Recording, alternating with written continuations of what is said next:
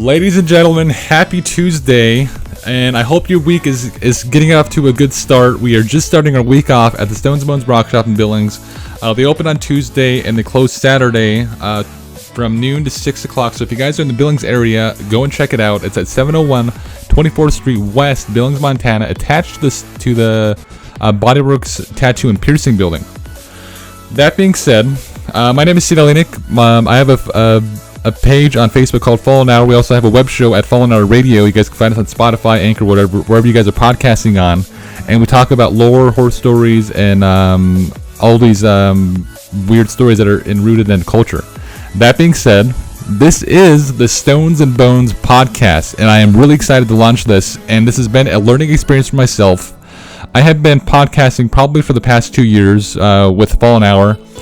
And getting into this spectrum is kind of interesting because there is not a shortage of stones on the earth, and there's not a shortage of how these stones were tied in and used in culture, and that excites me because it's something to dive into, especially researching culture, researching the stones, and going forward with the podcast and giving you guys a show at home. So I know that you guys are listening out there and watching the show and sharing us on YouTube and Facebook. So if you guys are on YouTube and want to watch us solely on YouTube, you guys can find us at Stones and Bones Billings on YouTube. Google it, and the YouTube should pop up, and the YouTube channel should pop up, and you guys will be able to find our podcast on there, as well as Anchor, Spotify, Apple Podcasts, Castbox, and I believe we are being approved for, I think, 3 or 4 or 5 more podcasting platform. So no matter where you guys are listening to, whether you're on Android or iPhone, Alexa, you guys will be able to find the podcast and listen to the podcast in its entirety. No edits. That being said, I am talking about perhaps one of the most popular stones, especially in the metaphysical, and especially with anybody who is into studying the metaphysical, the love stone. And this is possibly one of the most popular because I spend a lot of time in the Stones and Bones Rock Shop in Billings, Montana. I go there to take pictures and videos, and I post those on Facebook. And a lot of times when I'm in the shop, this stone is probably one of the ones that's sought after because of its healing properties. And we had posted one of these maybe about 2 or 3 months ago, and that one was a little more larger than this one. And this one is a point, and that one, the one we sold before, was actually a bigger chunk, and it was just a chunk, and that one sold within the first few days of us posting it on Facebook. And the person went in and bought it in the shop, and before I can even upload it to the website, it was gone. So these are actually a very popular stone, and I'm going to be giving you guys some details about this, and it's going to be really interesting. So happy 2020 to all you guys at home, and it's been an interesting year so far, and this is just something that is going to be really interesting going forward, and I'm excited for the 2020 year because this podcast is going to be something to work on. And I know I say that every podcast, but I'm just extremely excited for this. We also have a TikTok. So if you guys are on the younger generation and you guys are on TikTok, go to Stones and Bones 701 on TikTok. You guys will be able to find our profile. I'll be posting a lot with myself and the podcast, and I'll be sharing a lot of the stuff that I will be podcasting with. So if you guys are in the market for buying the stones, you guys will be able to find them there first. And also we have a Snapchat at Stones and Bones 701, I believe. I'll have to check with you guys and maybe just post it right down here for you guys at home. That being said, we are talking about the Love Stone, and this one is extremely popular. And it's just because, I mean, if you guys are into the metaphysical, if you guys are searching for stones that mean certain things and have symbology of certain things, this is one to search for. This is the Love Stone, the Rose Quartz is its name, and we have actually a Rose Quartz candle holder. It's got a hint of Rose Quartz in there, as well as quartz candle holder. And the thing about these is, I'm going to run down a list here. I have some notes, and I'm going to run down a list here and give you guys details of actually what the stone and how the stone gets its color, and some of the things that are happening around the world with this stone. They were actually finding beads from the Rose Quartz dating back to 7000 BC in Mesopotamia. That is extremely interesting, and the first ones to actually, who were believed to use the stone, are the Assyrians and the Romans. They might have been the first ones to use it. They used the Rose Quartz to signify ownership and they would actually use this in their property and things they would want to attribute ownership to them. They would use the rose quartz for that, and it was a symbolic of ownership of an item or something.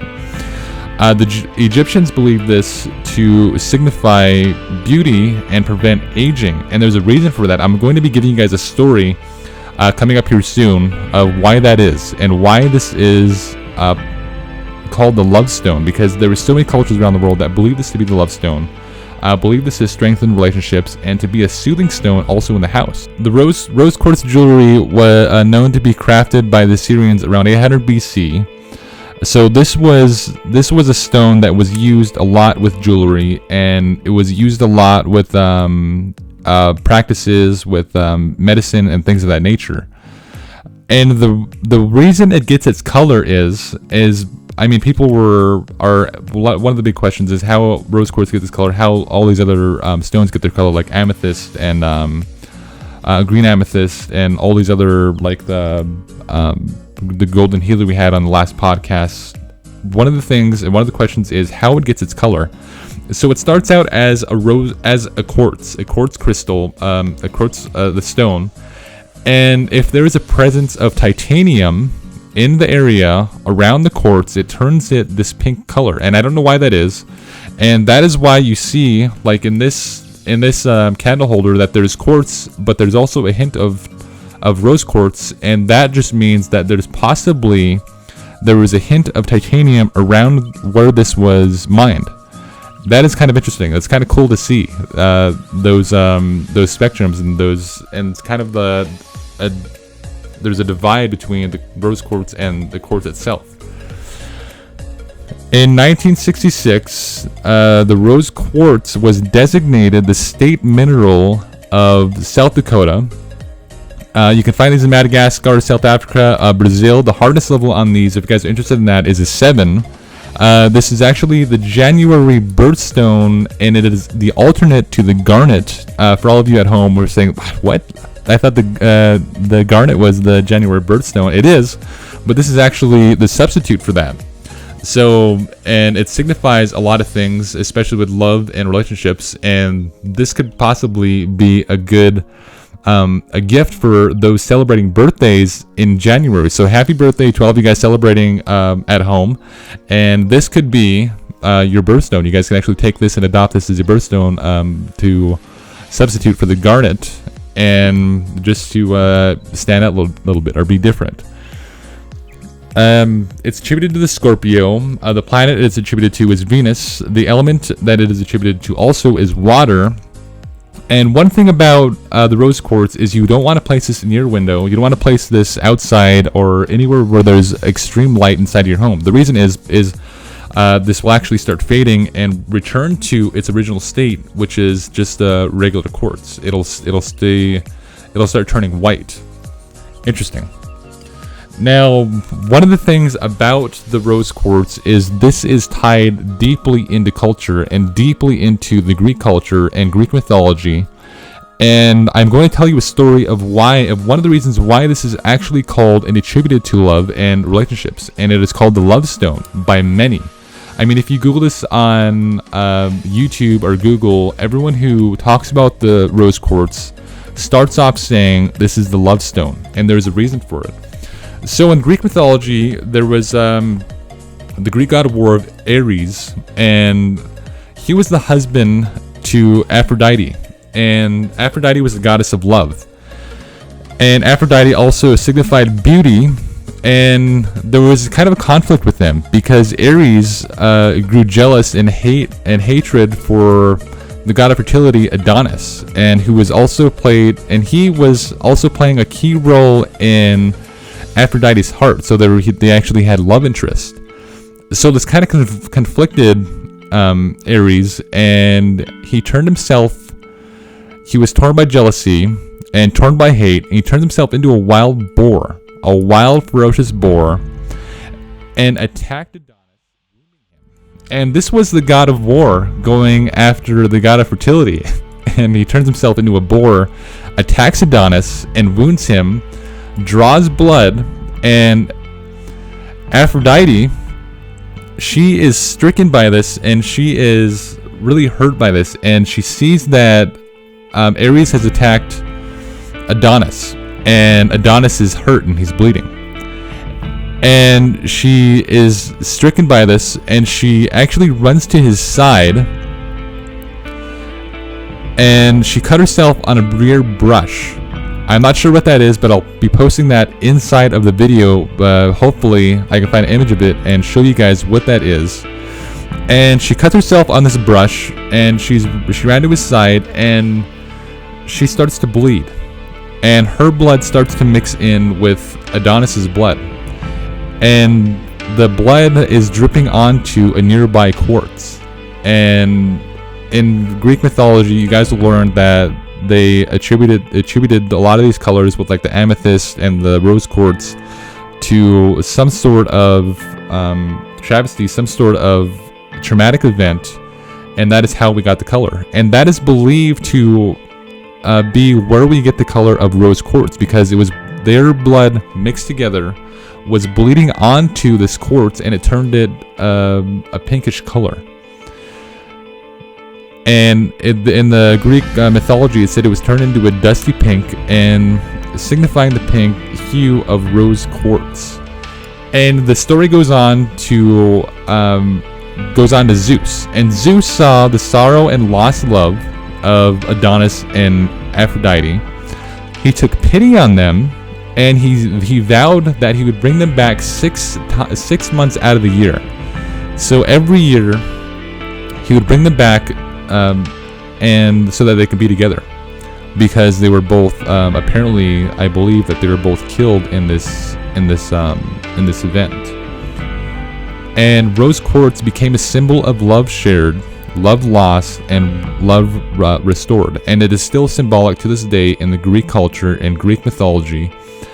And it's just one of those things. It's extremely interesting to see that the Greeks take these stories and take this the Greek mythology, and they tie it into how you get these colors in these stones, like the amethyst, of how amethyst was actually a woman, and a Greek god, or a Greek king, was stricken, and she was turned into a quartz, and he was crying. And there was also another translation where he was bleeding, and he bleeds onto the stone and turning it a deep purple. That's where we get amethyst. And in this case, a conflict between these two and a love interest turned this stone, as a result of them being cut and attacked, into this pinkish color that we get in today's rose quartz. Another Greek legend was that Cupid actually brought this into the atmosphere of Earth to start spreading its healing properties of love and rejuvenation. And that was another thing, is that there's these two different stories that are tying these into how these came to be. Cupid bringing this in. Another translation said he came in with Eros, who was also the son of Chaos, and later on in tradition he was attributed to the son of Aphrodite, which is kind of interesting because those two stories tie together. Now let's get into especially another reason that this is said to attribute to beauty, is because the goddess Isis, an Egyptian goddess, Isis, she was a goddess of life. She was she symbolized the standards to emulate as a wife and a mother. And Isis would actually use the rose quartz in her beauty regimens. So she would actually take, now today, they have facial rollers. And we actually have a couple of these inside the Stones and Bones Rock Shop, and maybe I'll be listing those on the website very, very soon. I'll post a picture right now of a photo I've taken just a month ago of these facial rollers. And it comes from this tradition, is Isis would use these in her beauty regimen, and she would actually find these in the rivers close to Egypt, and she would go down to the river, and she would get the rose quartz, and she would use these in an upward stroke or a circular manner. And it was said Isis believed that this was leave the skin firm, and it would rejuvenate her and prevent aging, and also to sustain her beauty. And that was one of the things that Isis was attributed with, was she was sheer beauty.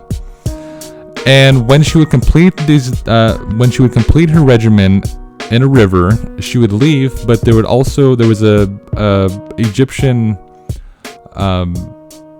Egyptian myth that a stone would fall from the heavens, and it would fall to where Isis would be doing this, performing her beauty regimen. And that stone that fell from heaven would mark the spot of where she found the rose quartz, so that then she can come back and find exactly where the rose quartz was, and she can complete again her beauty regimen every day.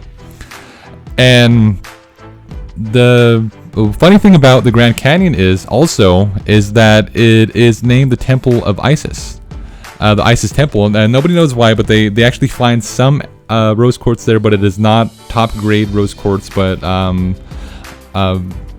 explorers back then deemed it the Temple of Isis. And also in the Egyptian culture, they would actually build temples for Isis, and the rose quartz was a big part of that.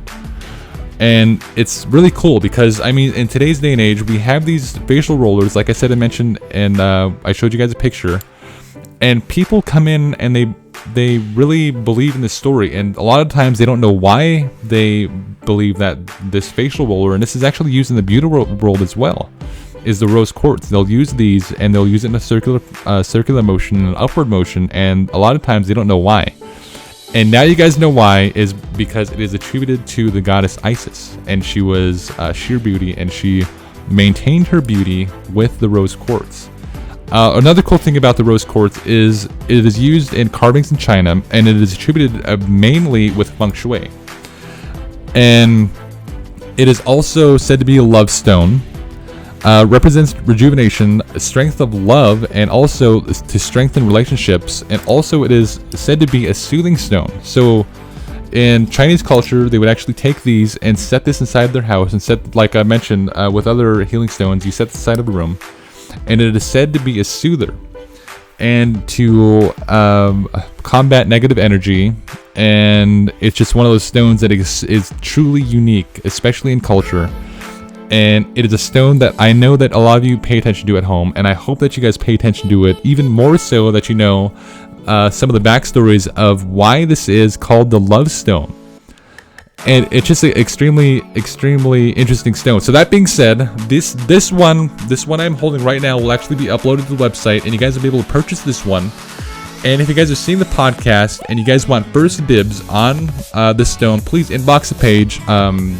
Comment on the video on YouTube, and we'll be able to put this away for you guys. And if not, you'll be able to find this on stones-bones.com under As Seen on the Podcast. It'll be under that page, as well as the 2 quartz candle holders I have right here. That being said, my name is Cdale, and you guys are officially listening to the Stones and Bones Podcast.